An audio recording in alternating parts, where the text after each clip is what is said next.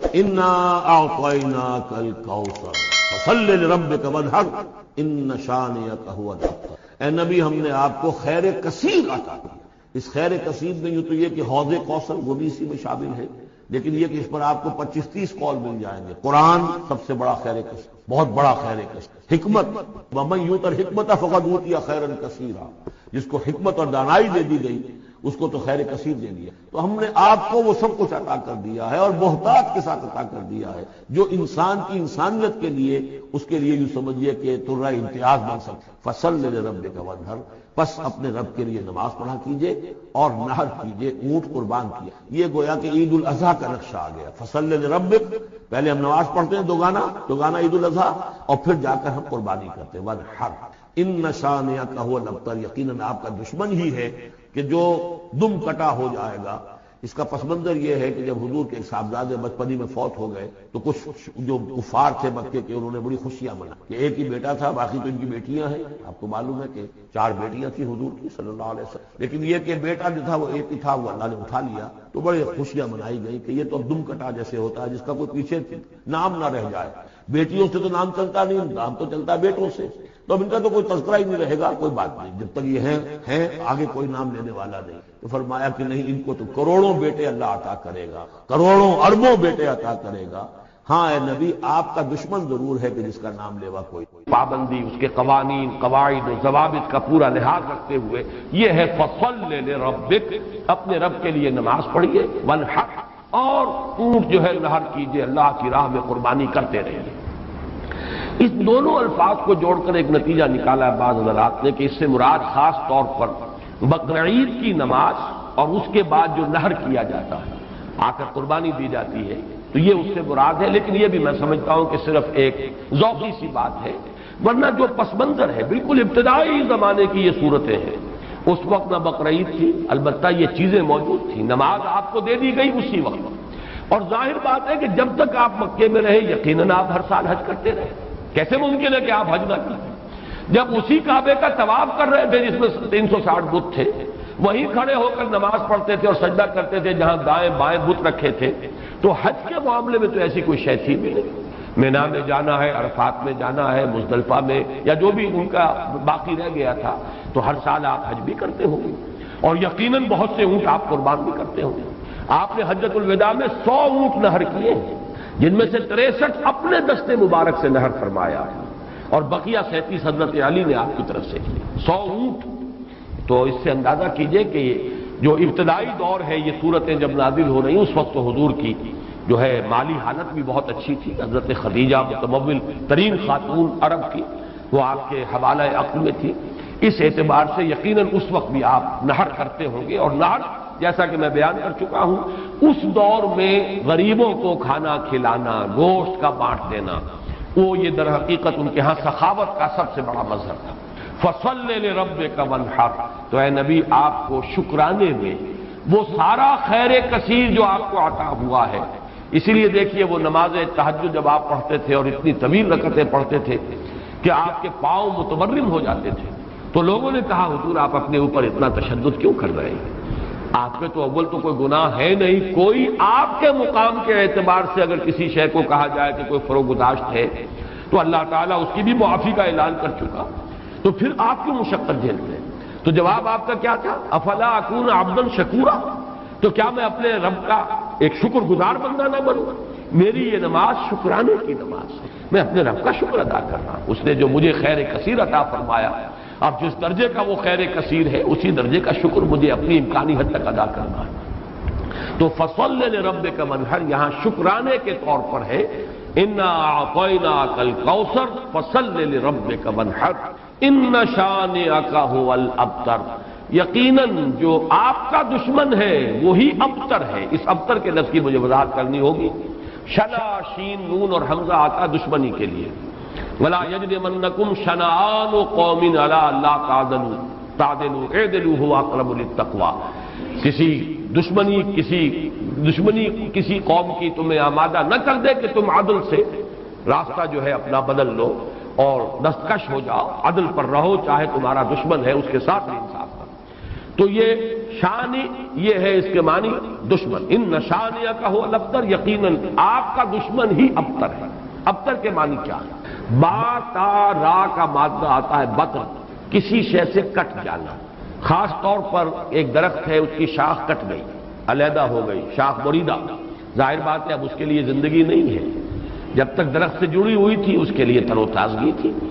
وہ بڑھے گی، اس پر پھل بھی آتا اگر وہ آم کا درخت تھا۔ اب جب کٹ گئی تو اب وہ سوکھے گی، ختم ہو جائے گی، اس کے لیے کوئی تر و تازگی نہیں ہے، اس کا کوئی شاندار مستقبل نہیں ہے۔ تو یہ کسی شے سے کٹ جانا، اسی معنی میں قوم سے کٹ جانا، علیحدہ ہو جانا، تنہا رہ جانا، لا تجعلنی فردن، مجھے اکیلا نہ بنا دے۔ تو یہ جو آتا ہے کہ میں اکیلا نہ رہ جاؤں، اس کے لیے بھی یہ لفظ آتا ہے۔ اور پھر جس کا ذکر یا جس کا سلسلہ منقطع ہو جائے، جس کے ہاں اولاد نہ ہو، اب نام اس کا کہاں رہے گا، ختم ہو جائے گا، اولاد نہیں ہے، وہ بھی ابتر ہے، گویا کہ اس کا ذکر باقی رکھنے والا کوئی نہیں رہا، اس کا نام نہیں رہے گا دنیا میں، اس لیے کہ اولاد نہیں، خاص طور پر اولاد نرینہ۔ اسی طریقے سے جس جانور کی، جس چوپائے کی دم کٹی ہوئی ہے اسے ابتر کہتے ہیں، دم کٹا، اس لیے کہ یہاں بھی کوئی شے کٹی ہوئی ہے اس کے جسم سے۔ تو یہ مختلف الفاظ ہیں، یہ معنی ہے اس لفظ کے ابتر کا۔ اب اس کو نوٹ کیجئے، حضور کو ابتر کہا قریش، کن کن معنی میں کہا اس کی تفصیل میں ابھی آپ سے سنا رہا ہوں، اور اس کا جواب دیا جا رہا ہے کہ یہ آپ کو ابتر کہہ رہے ہیں، اے نبی در حقیقت یہ ابتر ہوگی، بلکہ یہ ابتر ہے، ان نشانیک هو الابتر۔ حضور کو ابتر کس کس معنی میں کہا ہے؟ بالکل اوائل میں جبکہ حضور صلی اللہ علیہ وسلم نے اپنا پیغام شروع کیا ہے تو لوگوں نے کہا بطرا محمد منا، یہ ابن جریر کی روایت ہے، محمد ہم سے کٹ گئے، ہمارا اپنا ایک طریقہ تھا، ہماری تہذیب، ہمارا تمدن، ہماری روایات، ہمارا مذہب، ہمارے عقائد، اب محمد ہم سے کٹ گئے تو اس کا مطلب یہ ہے کہ یہ شاخ سوکھ جائے گی۔ یہ اگر جمعیت کے ساتھ رہتے، پورے اپنی قوم کے ساتھ رہتے تو ان کے لیے بھی شاندار مستقبل تھا، اب ان کا مستقبل بہت تاریک ہے۔ یہ بالکل ایسی بات ہے جیسے واصل بن عطا، یہ شاگردوں میں سے تھا حضرت حسن بصری رحمۃ اللہ علیہ کے، وہ تابعین میں سے ہیں، ان کا شاگرد اور بڑا ذہین شاگرد، لیکن اس نے مسئلہ تقدیر پر، جبر و قدر پر بحثیں شروع کی، تو جب اس طرح کی باتیں اس نے کہیں کہ جو اہل سنت کے شایان شان نہیں، تو پھر حضرت حسن بصری نے اسے اپنے درس سے نکال دیا اور کہا کہ اعتزل عنا، یہ ہم سے علیحدہ ہو گیا، اب اس کا ذات کا علیحدہ ہے، اس کا ہم سے کوئی تعلق نہیں۔ اسی اعتزل عنا سے اعتزال کا مذہب بنا ہے، اور معتزلہ کہلاتے علیحدہ ہو جانے والے لوگ۔ تو اسی طریقے سے قوم کا پہلا ریئیکشن یہ تھا حضور صلی اللہ علیہ وسلم کے بارے میں کہ بطرا محمد منا، محمد ہم سے کٹ گیا صلی اللہ علیہ وسلم۔ اسی طریقے سے ایک مرتبہ قریش کی بڑی کوئی چوپال کے اندر ان کی بڑی مجلس تھی، اور کعب بن اشرف جو ہے وہ آیا ہوا تھا، یہودی، مدینہ منورہ سے، اس وقت تک تو یثرب تھا، ابھی کہاں مدینہ منورہ، اس وقت تک تو یثرب ایک بستی تھی، اس کا نام یثرب، وہ تو حضور ہجرت فرما کر گئے تو پھر وہ مدینۃ النبی اور المدینۃ المنورہ بنا ہے۔ تو وہاں لوگوں نے کہا، حضور کا ذکر کیا، اس نے پوچھا ہوگا کہ سنا ہے آپ کے ہاں کوئی ہے جس نے نبوت کا دعویٰ کیا ہے، تو الفاظ نقل کیے ہیں بزار نے حضرت ابن عباس رضی اللہ تعالی عنہما سے، الا تری الی ھذا الصبی المنبت، دیکھتے نہیں ذرا تم، الا تری، یہ وہی ارایت الذی، یہ ان کے ہاں تعجب کی بات ہوتی تھی، ذرا دیکھو تو، تعجب بھی تحقیر بھی، یہ ہمارا ایک بچہ ہے۔ اب دیکھیے بچہ کہہ رہے ہیں، حضور اس وقت 42-43 سال کے ہوں گے، لیکن ان انداز حقارت ہے، یہ تحقیر۔ پھر یہ کہ یہ لوگ ہوں گے 60-60 65 70 کے، یہ بڑے چودھری بیٹھے ہوئے، تو ان کے لیے تو وہ نوجوانی کی جو عمر ہے وہ 42-43 سال، وہ بھی گویا کہ بچہ ہونے کی بات ہے۔ الا تری الی ھذا الصبی المنبت من قومہ، جو کٹ گئے اپنی قوم سے، یزعم انہ خیر منا، اور سمجھتا یہ کہ یہ ہم سے بہتر ہے، اس کا دین ہمارے دین سے بہتر، اس کا عقیدہ توحید ہمارے عقیدہ شرک سے بہتر، وَنَحْنُ أَهْلُ الْحَجِيجِ وَأَهْلُ الصَّدَانَةِ وَأَهْلُ السِّقَايَةِ، حالانکہ ہم حاجیوں کا بندوبست کرنے والی قوم ہیں، ان کی میزبانی کرتے ہیں، انہیں پانی پلاتے ہیں۔ یہ جب الفاظ میں پڑھ رہا تھا آج تو مجھے وہ آیت یاد آئی سورہ توبہ کی، اجعلتم سقایۃ الحاج وعمارۃ المسجد الحرام کمن آمن باللہ والیوم الآخر وجاہد فی سبیل اللہ، اللہ پر ایمان لانا، یوم آخر پر ایمان لانا اور جہاد کرنا، یہ ہے اصل اعمال۔ یہ حاجیوں کی کوئی خدمت کر لی، پانی پلا لیا، تم نے اس کو بڑی اونچی نیکی سمجھا ہوا ہے۔ تو یہ بھی منبتر اس شخص کو کہیں گے جو کٹ گیا اپنی قوم سے۔ سب سے زیادہ تلخ انداز میں جو بات کہی گئی حضور کے بارے میں اور ابتر کا لفظ آپ کے بارے میں استعمال ہوا، اور یہ سمجھیے کہ یہ بھی دنات اور پستی کی انتہا تھی۔ حضور کے دوسرے صاحبزادے حضرت عبداللہ کا جب انتقال ہوا، یہ ذرا نافلہ تعلق کے درجے میں نوٹ کر لیجئے کہ حضور کی صاحبزادیاں اور آپ کو 2 بیٹے، 4 بیٹیاں اللہ نے حضرت خدیجہ کے بطن سے عطا فرمائی۔ آپ کی کسی اور زوجہ سے اولاد نہیں ہوئی، صرف ایک کنیز ماریہ قبطیہ کے بطن سے حضرت ابراہیم، اور وہ مدنی دور کا آخری زمانہ ہے جبکہ آپ کو وہ اللہ نے بیٹا عطا فرمایا، وہ بھی کم سنی ہی کے اندر فوت ہو گئے حضرت ابراہیم۔ تو یہ جو ترتیب ہے حضور کی اولاد میں، سب سے بڑے تھے قاسم، اسی لیے ابو القاسم آپ کی کنیت ہے۔ اس کے بعد حضرت زینب، اس کے بعد عبداللہ، حضرت عبداللہ حضور کے دوسرے بیٹے، اور پھر 3 بیٹیاں ام کلثوم اور فاطمہ اور رقیہ رضی اللہ تعالی عنہم وعنہن، ان سب سے اللہ تعالی راضی ہو۔ یہ آپ کی اولاد ہے۔ پہلے قاسم فوت ہو گئے تو چلیے ایک بیٹا عبداللہ ابھی آپ کے پاس تھا، جس رات ان کا بھی انتقال ہو گیا اس کے بعد چرچا ہوا محمد ابتر ہو گئے۔ چنانچہ سب سے زیادہ کمینگی کا مظاہرہ جو ہے ابو لہب نے کیا، پڑوسی تھا حضور کا۔ اب بھی آپ جہاں جاتے ہیں تو حضور کا گھر اور پھر اس کے ساتھ ہی وہ ابو لہب کا گھر جو ہے، اس کے اب تو نشان باقی رہ گئے، صرف باقی اب سب ختم ہوا۔ بڑے بڑے محل بن گئے ہیں ان کے آس پاس، بڑی عمارتیں بن گئی ہیں۔ ابو لہب دوڑا دوڑا گیا ہے اسی شب، ادھر انتقال ہوا ہے عبداللہ کا، اور وہ دوڑا ہوا گیا، اس نے جا کے خوشخبری دی، بطر محمد اللیلہ، آج کی رات محمد کی جڑ کٹ گئی، محمد ابتر ہو گیا صلی اللہ علیہ وسلم۔ گویا کہ خوشخبری دے رہا۔ یہ دنات اور پستی کی انتہا ہے۔ اس کو نوٹ کر لیجئے کہ اب آگے چل کر سورۃ اللہب اب دور نہیں رہی ہے، شاید اگلے ہی درس میں ہم 3 صورتیں پڑھیں گے، سورہ کافرون، سورہ لہب اور سورۃ النصر۔ آج جیسے 2 پڑھ رہے ہیں، پچھلے درس میں بھی 2 صورتیں پڑھی تھی، اگلے درس میں 3 صورتیں پڑھیں گے انشاءاللہ العزیز۔ بدترین انسان، ارذل الخلائق جو تھا حضور کے دشمنوں میں، وہ ابو لہب تھا، قریب ترین عزیز، حضور کا سگا چچا، لیکن یہ کہ بدترین دشمن، اور دشمن بھی دشمن میں فرق ہے۔ خدا پنج انگوش یکساں نہ کر، نہ ہر زن استو نہ ہر مرد مرد، خدا پنج انگوش یکساں نہ کر۔ آپ کے موافقین اور مومنین بھی برابر نہیں تھے، کہاں حضرت ابو بکر رضی اللہ تعالی عنہ، کہاں اس دور کے کوئی عام صحابی، پھر آپ کے دشمن بھی برابر نہیں تھے۔ تو بدترین دشمن یہ ابو لہب ہے، اور اندازہ کیجئے اس کی دنات کا کہ بطر محمد اللیلہ، آج کی رات محمد کی جڑ کٹ گئی، ابتر ہو گئے محمد، معاذ اللہ۔ یہی لفظ کہے تھے پھر عاص ابن وائل سہمی، جو آپ کے دشمنوں میں سے، مخالفین میں سے بہت بڑا چودھری تھا، ان محمد ابتر، اب تو محمد ابتر ہو گئے، ان کی جڑ کٹ گئی۔ لا ابن لہ یقوم مقامہ بعدہ، ان کا کوئی بیٹا رہا ہی نہیں کہ جو ان کی جگہ، ان کے مقام پر، ان کی جگہ پر کھڑا ہو، جانشین بنے، ان کے مشن کو آگے لے کر چلے۔ فَإِذَا مَاتَ انقطع ذِكْرَهُ، جب محمد اب فوت ہو جائیں گے تو ان کا ذکر بھی منقطع ہو جائے گا۔ یہ وہ ابتر کا مفہوم جس کا کہ تقابل ہم کریں گے، اِنَّا وَرَفَعْنَا لَكَ ذِكْرَكَ، وہ کہہ رہے تھے کہ ذکر منقطع ہو جائے گا، اور سورۃ الانشراح میں اللہ کی طرف سے نوید آئی، وَرَفَعْنَا لَكَ ذِكْرَكَ، ہم نے تو آپ کا ذکر بہت بلند کر دیا۔ تو یہ ہے ان شانئک ھو الابتر، اے نبی آپ ابتر نہیں ہوں گے، آپ کو تو ہم نے خیر کثیر عطا فرمایا، آپ کا ذکر بلند کیا، آپ کی مانوی اولاد، آپ کی امت، کتنے بڑے بڑے اولیاء اللہ، صوفیاء، اہل اللہ، اتقیاء، صلحاء، مجددین، علماء، جن کے بارے میں علماء امتی کا انبیاء بنی اسرائیل، وہ سب آپ کی مانوی اولاد۔ پھر آپ کی صاحبزادی حضرت فاطمہ سے جو اولاد چلے گی، اس کا جو مقام و مرتبہ دنیا میں ہوگا، تو آپ ابتر نہیں ہیں معاذ اللہ۔ جیسے سورہ نون کے شروع میں فرمایا، نون والقلم وما یسطرون ما انت بنعمت ربک بمجنون، اور کچھ دنوں کے بعد دیکھ لیں گے کہ کون مجنون تھا، محمد مجنون تھے معاذ اللہ، یا ابو جہل مجنون تھا اور پاگل ہو گیا تھا، اس کی مت ماری گئی تھی۔ فَسَتَنظُرُ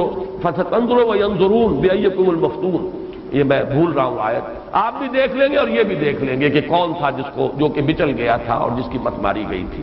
اسی طرح یہاں فرمایا ان شانئک ھو الابتر۔ درس تو مکمل ہوا، اب ذرا بعض ضمیمیں ہیں، ان کو چونکہ آئندہ کے درس سے بھی تعلق ہے، اور جیسے میں نے مولانا فراہی رحمۃ اللہ علیہ کے بارے میں اپنے پچھلے درس میں کچھ عرض کیا تھا کہ اگرچہ ان کا بہت اونچا مقام ہے میری نگاہ میں، لیکن وہ سائنٹیفک ریشنلزم سر سید کی صحبت کی وجہ سے اور ان کے زیر اثر آنے کی وجہ سے کسی نہ کسی درجے میں متاثر ہو گئے تھے، جو سورہ فیل میں انہوں نے تمام جو مفسرین اور تمام معصور جو تفسیر ہے ان کو چھوڑ کر ایک علیحدہ رائے اختیار کی۔ اسی طرح چند باتیں آج میں عرض کرنا چاہتا ہوں۔ ایک تو یہ جو صورتیں اس وقت ہم پڑھ رہے ہیں، ان میں سے تقریباً تمام صورتوں کے بارے میں مکی اور مدنی ہونے کا اختلاف موجود ہے، حالانکہ اکثر و بیشتر کے نزدیک اجماع امت اور اجماع مفسرین کے نزدیک یہ ساری صورتیں جو ابھی تک ہم نے پڑھی ہیں یہ مکی ہیں، لیکن مدنی کی روایات بھی موجود ہیں۔ خاص طور پر اس سورہ مبارکہ کے بارے میں تو ایک ایسی روایت ہے جو مسلم شریف میں بھی ہے، مسند احمد میں بھی ہے، سنن ابی داؤد میں بھی ہے، سنن نسائی میں بھی ہے، اور حضرت انس رضی اللہ تعالی عنہ سے مروی ہے۔ حضرت انس حضور کے خادم خاص رہے مدنی دور میں۔ اب ظاہر بات ہے وہ واقعہ بیان کر رہے ہیں۔ وہ کہتے ہیں کہ ایک روز حضور ہمارے مابین تشریف فرما تھے اور کچھ گفتگو ہو رہی تھی، اچانک کچھ آپ کو ایک خاص اونگ کی سی کیفیت آپ پر طاری ہوئی، یعنی آپ نے آنکھیں بند کی اور اس کے بعد آپ نے آنکھیں کھولی تو آپ کے چہرے پر مسکراہٹ تھی، تبسم تھا۔ آپ نے پوچھا کس بات پر؟ آپ نے فرمایا کہ مجھ پر سورت نازل ہوئی ہے، اور پھر بسم اللہ پڑھ کر آپ نے انا اعطیناک الکوثر فصل لربک وانحر ان شانئک هو الابتر یہ سورہ مبارکہ سنائی۔ اب یہ روایت اتنی قوی ہے کہ اس کی بنا پر کچھ حضرات کی رائے ہے، اکرمہ اور مجاہد اور قتادہ، اور اس کو امام مسلم نے بھی تسلیم کیا، اور الاتقان میں امام سیوطی نے بھی اسے مدنی صورت قرار دیا، جبکہ حضرت ابن مردویہ سے یہ مروی ہے کہ ابن عباس، عائشہ اور ابن زبیر رضی اللہ تعالی عنہم یہ سب کے سب اسے مکی قرار دیتے ہیں، اور جمہور مفسرین نے اسے مکی قرار دیا ہے۔ میں نے خاص طور پر آج بات اس لیے بیان کی ہے کہ ان چھوٹی صورتوں کے بارے میں اکثر و بیشتر کے بارے میں اختلاف ہے، نمبر ایک۔ نمبر دو یہ کہ اصل میں اس میں جو تعویل ہو جاتی ہے، اور بہت سی صورتوں کے بارے میں کہا گیا یہ 2 دفعہ نازل ہوئی، سورہ اخلاص مکے میں بھی نازل ہوئی، مدینے میں بھی نازل ہوئی، فلاں سورت مکے میں بھی نازل ہوئی، مدینے میں بھی نازل ہوئی۔ یہ دو دفعہ کے نزول کا مطلب کیا ہے؟ ہوتا یہ تھا کہ قرآن مجید ظاہر بات ہے کہ اس طریقے سے مصحف کی شکل میں تو موجود تھا ہی نہیں، کسی کچھ صورتیں یاد ہیں، کسی کو کچھ صورتیں یاد ہیں، ابھی پورا قرآن نازل بھی نہیں ہوا۔ یہ تو یوں سمجھیے کہ مدنی کے دور کے بھی انتہا پر جا کر پورا قرآن بنے گا، تو وہ اتنا چرچا نہیں تھا لوگوں کے مابین۔ اور وہ صورتیں کہ جو مکی دور میں نازل ہوئی تھیں، جب وہ حالات و واقعات ایسے ہوتے تھے مدنی دور میں بھی کہ جن پر ان صورتوں کے مضامین کا انطباق ہوتا تھا، تو حضور اس وقت جب پڑھتے تھے تو لوگ یہ سمجھتے تھے یہ ابھی نازل ہوئی، حالانکہ وہ اصل میں مکے کے دور میں نازل ہو چکی۔ لیکن یہ کہ جیسے کہ انطباق ایسا ہو جاتا ہے، وہ واقعہ بہت ہی مشہور ہے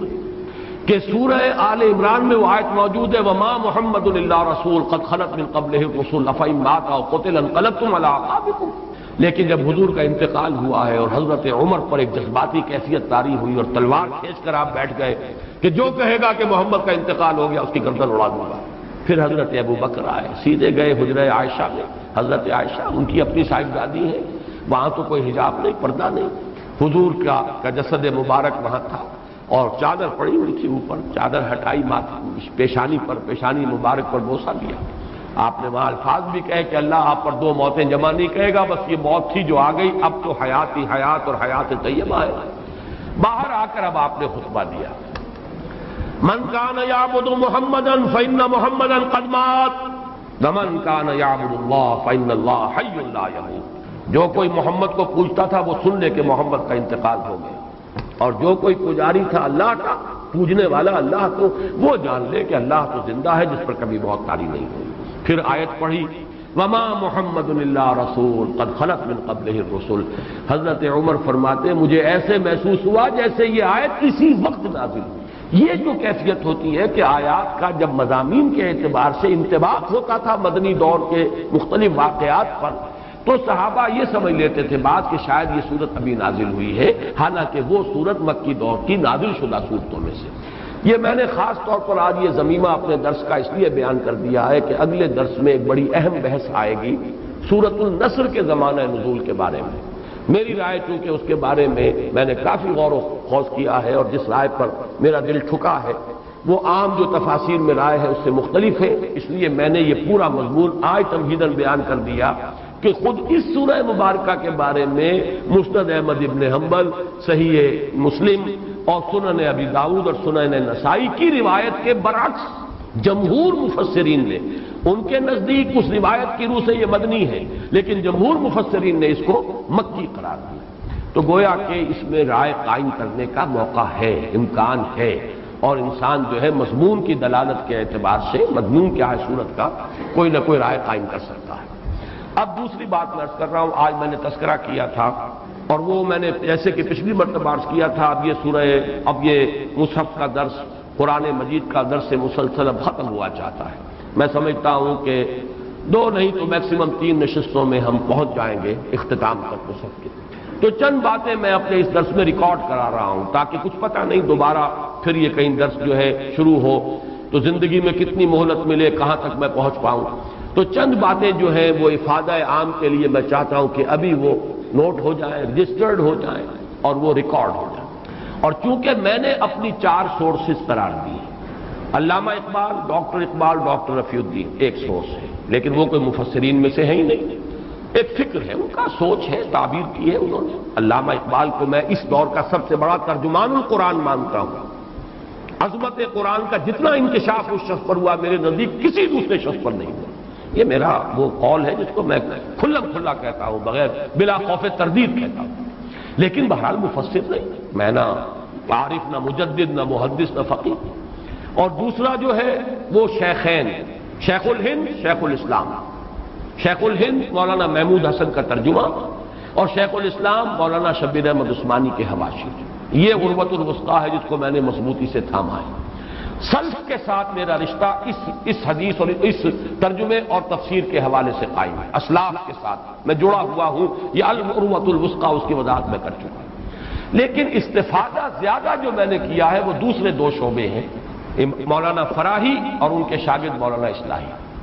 مولانا ابوالکلام آزاد اور ان کے مانوی جانشین مولانا سید ابوالعلا مودودی۔ ان میں سے 2 حضرات کے ساتھ میری طویل ایسوسیشن رہی ہے، جماعت اسلامی کے ساتھ، مولانا مودودی کے ساتھ، پھر مولانا اصلاحی صاحب کے ساتھ اس سے بھی طویل۔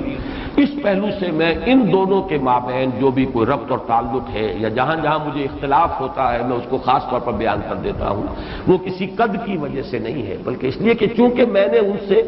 بہت کچھ فیض حاصل کیا، لہذا جہاں مجھے ان کی کسی رائے سے اختلاف ہے اسے میں نوٹ کروا دیتا ہوں تاکہ وہاں میری رائے جو ہے یہ نہ سمجھی جائے کہ میری رائے بھی وہی ہے جو مولانا مودودی کی ہے یا مولانا اصلاحی کی ہے۔ بہرحال اس وقت جو بات مجھے نوٹ کرانی ہے وہ یہ ہے، کیونکہ میں نے آج کہا تھا کہ تفسیر سورہ کوثر کا جب میں نے تقابلی مطالعہ کیا، مولانا اصلاحی صاحب نے تو کچھ بھی نہیں لکھا اور کوئی اس پر محنت نہیں کی، کوئی حق ادا نہیں۔ مولانا فراہی کی کچھ چیزیں نقل کی جیسے سورہ فیل میں نقل کی ہیں، اسی طریقے سے سورہ کوثر میں نقل کر دی، لیکن یہ کہ مولانا مودودی نے تفہیم میں واقعہ یہ کہ حق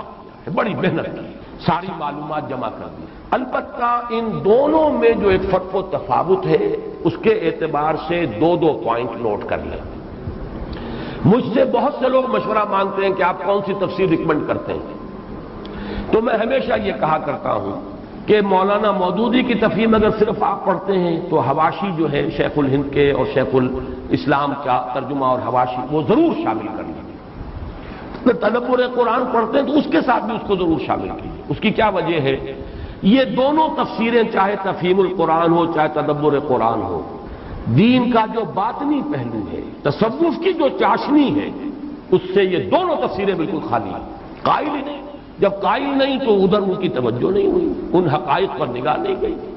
موتی ہیں بکھرے ہوئے ہیں لیکن یہ کہ آپ کی توجہ نہیں ہے، آپ کو نظر نہیں آگے کہ موتی بکھرے ہوئے ہیں۔ مولانا مودودی کا بھی وہ مزاج نہیں، مولانا اصلاحی صاحب کا بھی وہ مزاج نہیں، بلکہ مولانا اصلاحی صاحب زیادہ ہی سخت ہے۔ اس اعتبار سے ان دونوں کی تفسیروں کے اندر یہ پہلو جو ہے، ایک پہلو بہت ہی یوں سمجھیے کہ یعنی نظر انداز ہو گیا ہے، اس پہلو سے وہاں بڑی کمی ہے۔ اس کمی کو پورا کرنے کے لیے حرکی پہلو تفہیم القرآن میں ہے، تدبر قرآن مجید کے اپنے اسالیب، زبان کی بحث، ادب کے حوالے سے اور نظم القرآن، قرآن کا نظم، سورتوں کا، آیات کا، یہ مولانا اصلاحی صاحب کا خاصہ ہے۔ لیکن دونوں چونکہ اس سے خالی ہے، معنوی اور وہ جو روحانی مباحث ہے، تصوف کے موضوعات ہیں، لہذا اس کو تو شامل کرنا چاہیے ہر صورت، یعنی شیخ الہند کا ترجمہ اور مولانا شبیر احمد عثمانی کے حواشی۔ اصولی طور پر یہ بات ثابت ہے کہ حضور پر جادو ہوا، اور جادو کا کچھ اثر بھی آپ پر ظاہر ہوا، اور اس کے ازالے کے لیے یہ صورتیں نازل کی گئیں۔ اس پہلو سے بھی یہ ثابت ہو جاتا ہے، اس لیے کہ جادو کا جو قصہ ہے نبی اکرم صلی اللہ علیہ وسلم پر، وہ میں آپ کے سامنے اس وقت اجمالاً بیان کر دیتا ہوں۔ یہ ہماری تفسیروں میں بڑی تفصیل کے ساتھ موجود ہے، بلکہ مولانا مودودی نے تو تمام روایات کو جمع کر کے اس کا ایک پورا مربوط جو ہے تسلسل کے ساتھ پورا ایک واقعہ مرتب کر کے اپنی کتاب میں تفہیم میں درج کر دیا ہے۔ یہ واقعہ ہے صلح حدیبیہ کے بعد کا۔ صلح حدیبیہ کے بعد جیسا کہ آپ کو معلوم ہے کہ نبی اکرم صلی اللہ علیہ وسلم چونکہ مشرکین عرب کی طرف سے فارغ ہو گئے، اور یکسو ہو کر اب آپ نے یہود خیبر میں جو آباد تھے، اور جو لوگ یہاں سے گئے تھے مدینے سے، وہ بھی وہیں جا کر آباد ہو گئے تھے، اور وہ اسلام کی مخالفت کا ایک بہت بڑا مرکز بن گیا۔ تو صلح حدیبیہ کے بعد آپ نے ادھر کا رخ کیا، یہ تو تاریخاً ثابت ہے، اور اس کے بعد خیبر فتح ہوا۔ لیکن معلوم ہوتا ہے کہ یہود کو، خیبر کے یہود کو پہلے سے اندازہ ہو گیا تھا کہ اب یہ رخ ہماری طرف ہوگا، اب یکسو ہو گئے محمد صلی اللہ علیہ وسلم، تو اپنی پوری طاقت کے ساتھ وہ ہمارے اوپر حملہ آور ہو سکتے ہیں۔ تو انہوں نے گویا کہ پیش بندی کے طور پر یہ کوشش کی کہ ان کا ایک وفد آیا مدینے میں، اور یہ لبید ابن عاصم ایک شخص تھا بنی زریق کا، جو انصار ہی کا ایک قبیلہ ہے بنی زریق، ان میں ایک شخص لبید ابن عاصم منافق تھا، یا یہ کہ کم سے کم یہودیوں کا حلیف تھا۔ انہوں نے آ کر یہود کے وفد نے ان سے کہا کہ ہم نے تو اپنا سا زور لگا لیا محمد کی مخالفت اور ان کا راستہ روکنے کے لیے صلی اللہ علیہ وسلم، ہم ناکام ہو چکے، اب تم کوئی آخری کوشش کرو، تم بہت بڑے جادوگر ہو، بہت ہی ماہر ساحر ہو، تو تم کوئی کوشش کرو اور سحر کرو محمد پر صلی اللہ علیہ وسلم۔ اور 3 اشرفیاں پیش کی۔ اشرفی اس زمانے میں ایک بڑی شے کہ یہ ہدیہ بھی حاضر ہے، اب تم کوئی زور لگاؤ۔ اس نے پھر خدمات حاصل کی ایک یہودی لڑکے کی، جو حضور کے ہاں اس وقت بطور خادم کام کرتا تھا۔ اس نے کہیں سے حضور کی کنگھی کے 2-3 دندانے جو ہیں وہ توڑے، اور اس میں آپ کے منہ مبارک بھی تھے۔ جیسے کنگھی کے اندر آپ کو معلوم ہے بال جو ہیں وہ کہیں اڑ جایا کرتے ہیں آخر میں، تو وہ لے کر اس کے پاس گیا، اس پر اس نے جادو کیا۔ اس کا میں بعد میں عرض کروں گا کہ یہ جادو کا یہ معاملہ جو ہے اس حوالے سے کہ یہ کیا ضرورت ہے کہ بال ہوں اور اس کے حوالے سے جادو کیا جائے، اس کی بھی آج کے اعتبار سے بعض حضرات شاید سمجھتے ہوں کہ یہ بالکل بے تکی باتیں ہیں، لیکن اب جہاں تک سائنس پہنچ چکی ہے، ان تمام باتوں کی توجیہ اب بالکل سمجھ میں آنے والی ہے، اس لیے کہ یہ کسی شخص کا، اس کے جسم کا ایک حصہ، بال بھی انسان کے جسم میں سے اگ رہے ہیں، اس میں بھی جو سیلز ہیں ان میں جینز ہیں، اور ہر شخص کے کچھ جینز ہیں جس کے حوالے سے اس کی شخصیت کا تشخص ہے، اس کی انفرادیت ہے، ان جینز کے حوالے سے ان کے واسطے سے اس شخص کے ساتھ ربط قائم کرنا، جو بھی قوتیں ہیں، یا وہ جنات کے ذریعے سے، ارواح خبیثہ جنہیں ہم کہیں گے ان کے ذریعے سے، یا کوئی اور شکلیں ہو سکتی ہیں، ریڈیشن مختلف قسم کے۔ آج تو سائنس جو ہے جہاں تک پہنچ چکی ہے، وہ ریڈیشنز کی کتنی قسمیں ہیں، اور کہاں کہاں سے وہ ریڈیشنز پہنچتی ہیں اور کیسے کیسے اثر انداز ہوتی ہیں، یہاں تک کہ بالکل ابتدائی دور جو ہے، عہد اول جسے بگ بینگ کہا جاتا ہے آج کل، اس وقت کی ریڈیشنز بھی آج تک آپ خلا کے اندر جو ہے وہ تلاش کرتے ہیں اور وہ مل جاتی ہیں۔ اس پہلو سے، ان چیزوں کے ذریعے سے، لیکن یہ کہ شخص معین تک اس بات کو پہنچانے کے لیے غالباً اس کے وجود کا کوئی حصہ،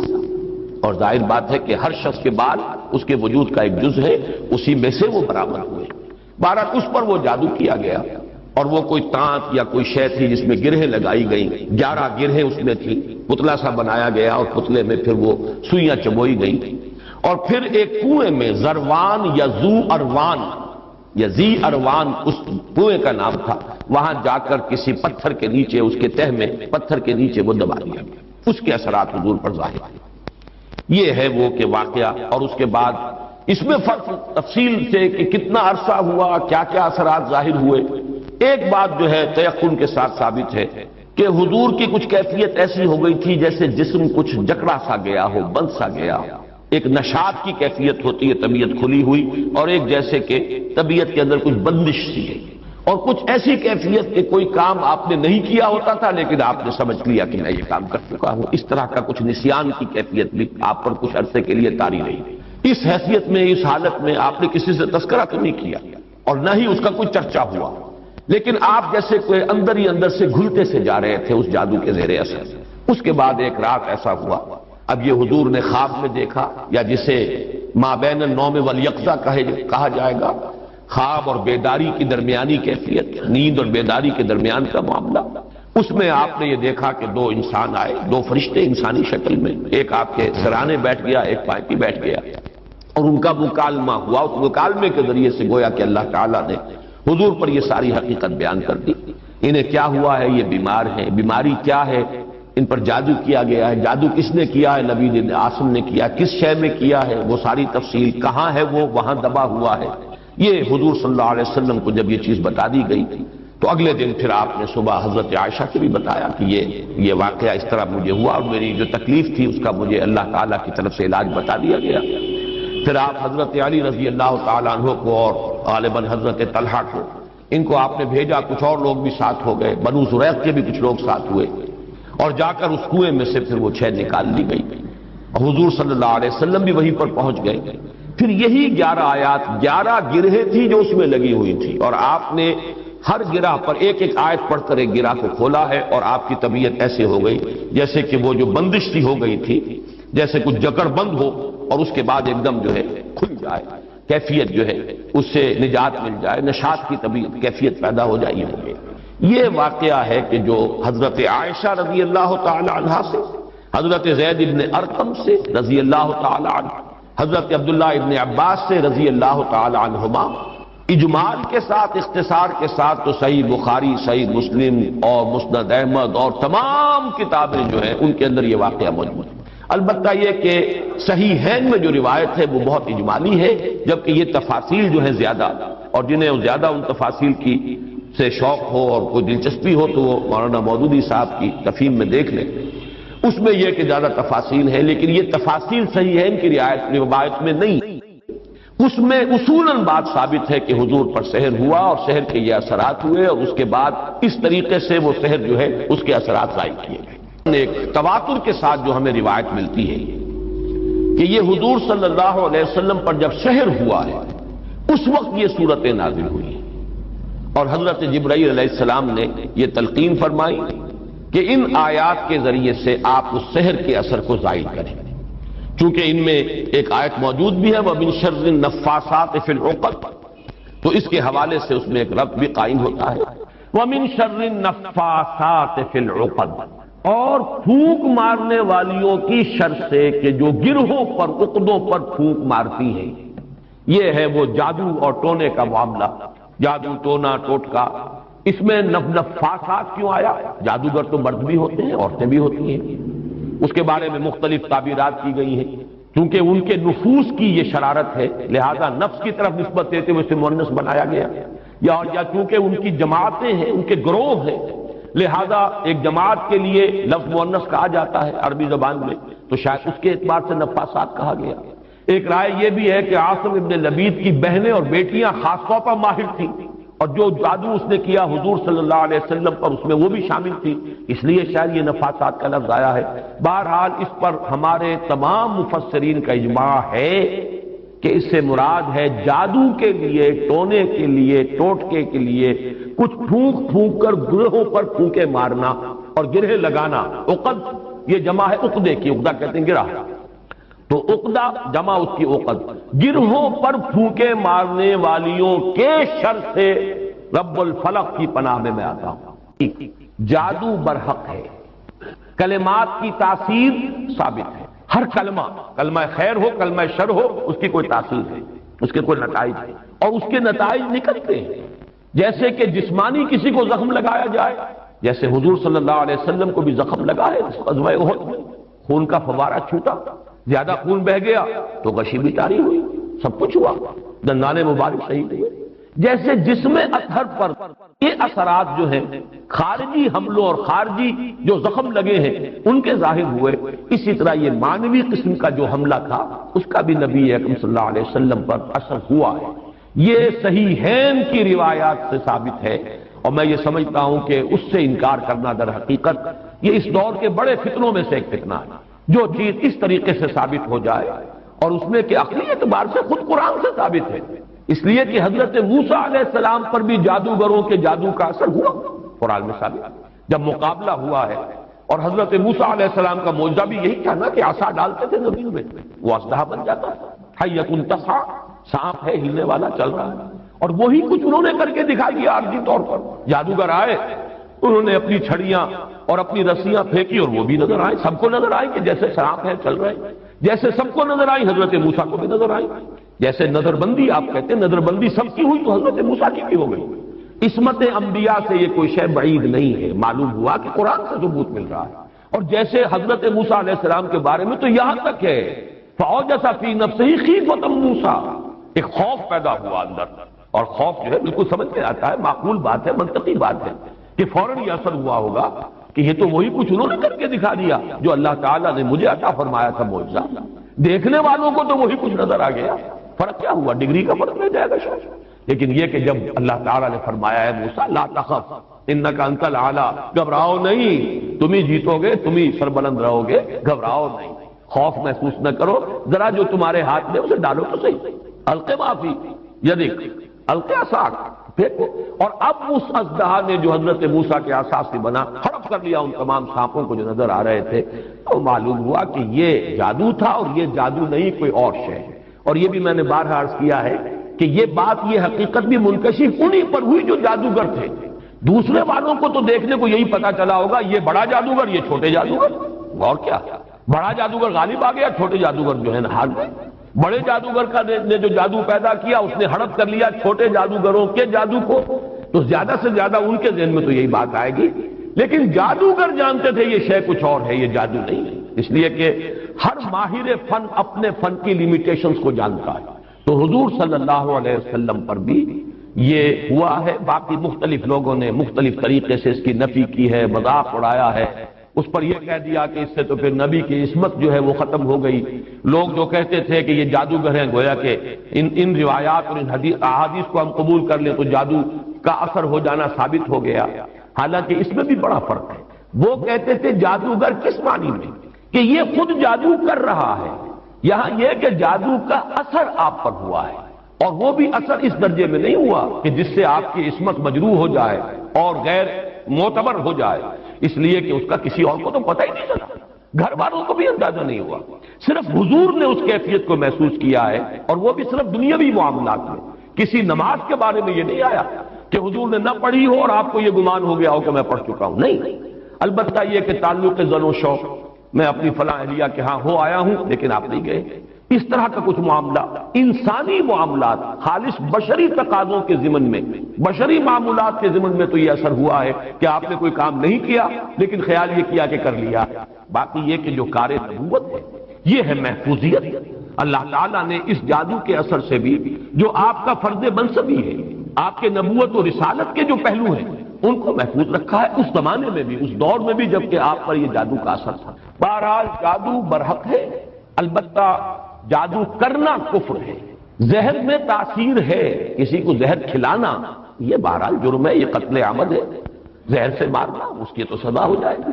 اس اعتبار سے نوٹ کر لیجئے وَمِن شَرِّ النَّفَّاثَاتِ فِي الْعُقَدِ، اور یہ بھی گویا کہ ایک شکل ہوئی من شر ما خلق۔ حضور صلی اللہ علیہ وسلم کچھ تلقین فرماتے تھے،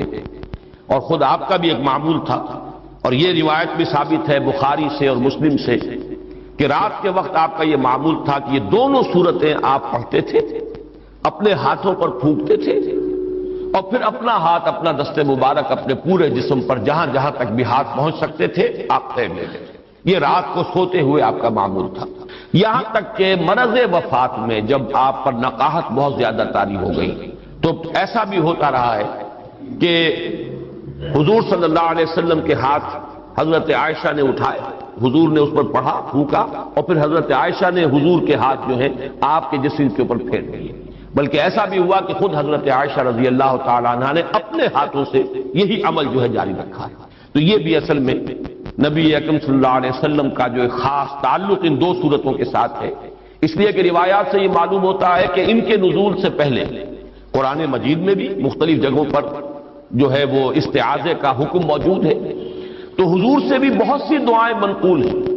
جن میں آپ استعاذہ کرتے تھے، پناہ طلب کرتے تھے مختلف چیزوں سے۔ اعوذ باللہ، اللہم انی اعوذ بک من العجز والکسل ومن البخل والشح، مختلف جو ہے حضور سے روایات ثابت ہیں۔ وَنَعُوذُ بِاللَّهِ مِن شُرُورِ أَنفُسِنَا وَمِن سَيِّئَاتِ أَعْمَالِنَا، اب یہ تمام چیزیں جو حضور سے ثابت ہیں، لیکن جب یہ صورتیں نازل ہو گئی تو اس کے بعد حضور صلی اللہ علیہ وسلم نے گویا کہ تعوذ جو ہے اپنا اس کو خاص کر لیا ان دو صورتوں کے ساتھ۔